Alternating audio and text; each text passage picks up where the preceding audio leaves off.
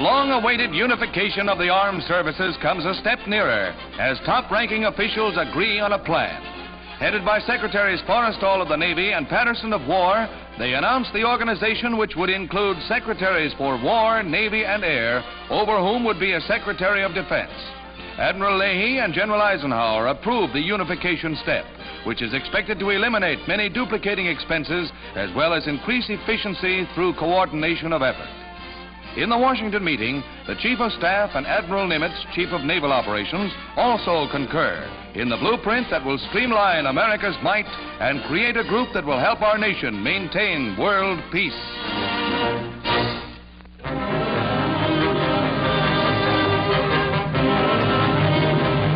Officials tour towns in northern Greece and Salonika where bitter guerrilla fighting continues along the troubled frontiers.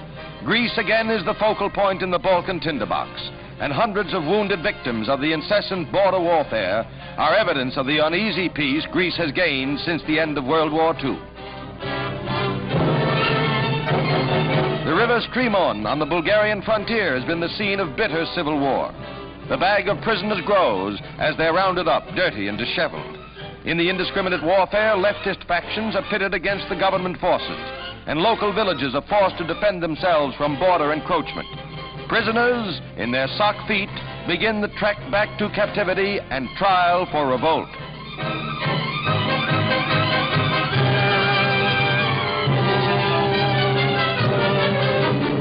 Again, misfortune strikes Greece. The steamer Barbassi goes aground on the Needles off the Isle of Wight on the south coast of England. The 4,000-ton vessel carries 15,000 gallons of wine, which rapidly go to Davy Jones' cellar. Efforts to refloat her fail, and Greece loses another unit of her badly needed merchant fleet.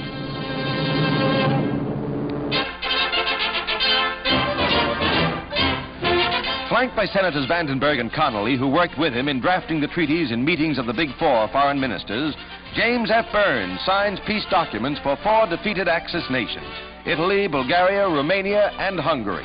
The historic occasion is also Mr. Byrnes' last as Secretary of State, his last official act before retiring to private life.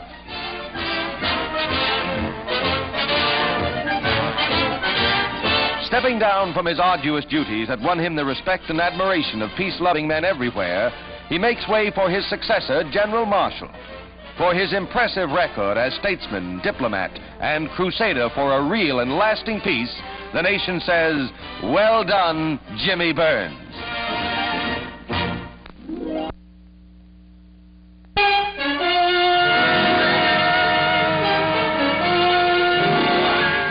The Battle of the Georgia Governors for the seat left vacant by the death of Eugene Talmadge brings Governor Arnold post-haste to the state capitol.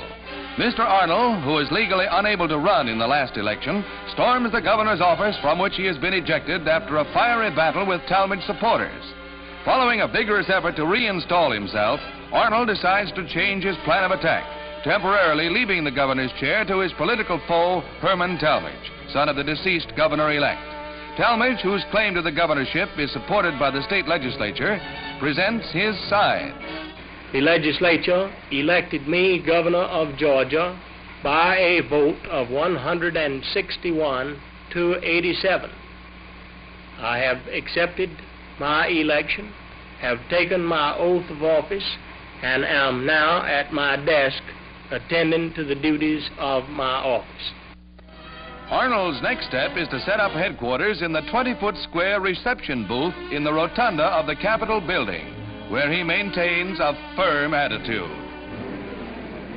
I, Ellis Arnold, am governor of this state. I will continue to remain governor of Georgia until my legal successor, the lieutenant governor, can enter upon the discharge of the executive powers of the state government. I fear no man. I stand alone without the military to defend the Constitution and laws of Georgia and to preserve the rights of the people to see that the man they intended to be governor is installed and that this office is not given to a pretender and a usurper.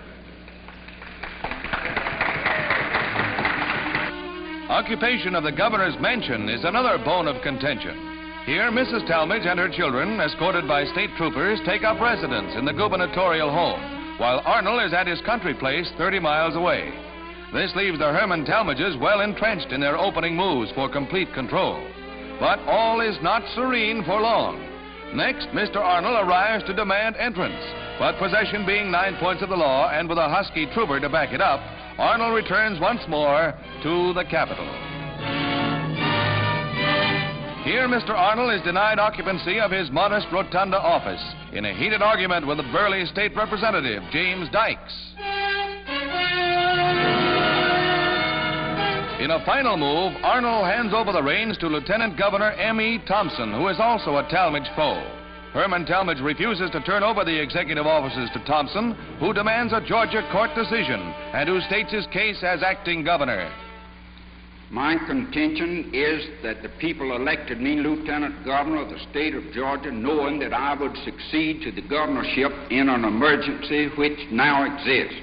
I have a mandate from the people which I must carry out.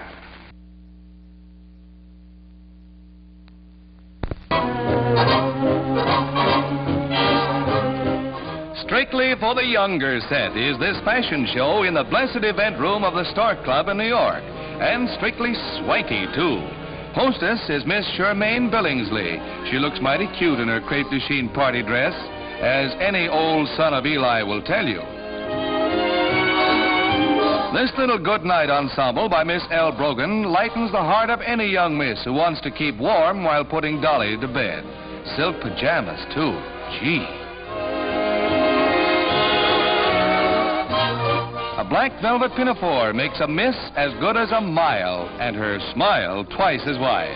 Her big date will be decked out in velvet, also red velvet. He'll be top man in this sub-Deb soiree, eh, fella? What junior grade miss wouldn't be thrilled to step out in one of these creations? Mother can look to her laurels now. Yes, indeedy. Little sister is right in the swing, and little brother says the eyes have it.